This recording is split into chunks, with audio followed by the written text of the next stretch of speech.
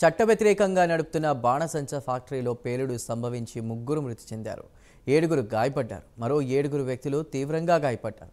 వారి పరిస్థితి ప్రమాదకరంగా ఉందని పోలీసులు తెలిపారు. కాగా హర్యానాలోని సోనిపట్లో ఈ చట్టవ్యతిరేక బాణసంచా ఫ్యాక్టరీని స్థానికుడు వేద్ అనేటువంటి వ్యక్తి నడుపుతున్నాడు. శనివారం నాడు ఈ పేలుడు చోటు చేసుకుంది. కాగా ఈ ఫ్యాక్టరీని స్థానికుడు వేద్ అనే వ్యక్తి తన ఇంట్లోనే నిర్వహిస్తున్నాడు.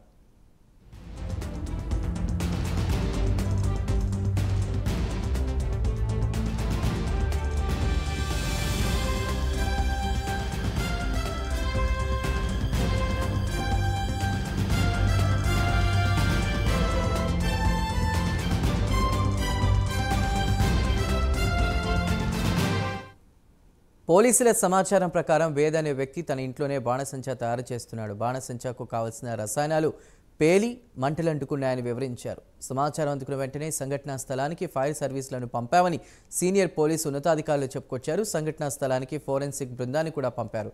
ఫ్యాక్టరీ నుంచి మృతదేహాలను వెలికితీసి పోస్ట్మార్టంకు పంపించారు. అయితే చట్ట వ్యతిరేకంగా నిర్వహిస్తున్న ఫ్యాక్టరీ నిర్వాహకుడు పరారీలో ఉన్నాడు. అతడిని అరెస్ట్ చేయడానికి పోలీసులు గాలింపు చర్యలు చేపట్టారు.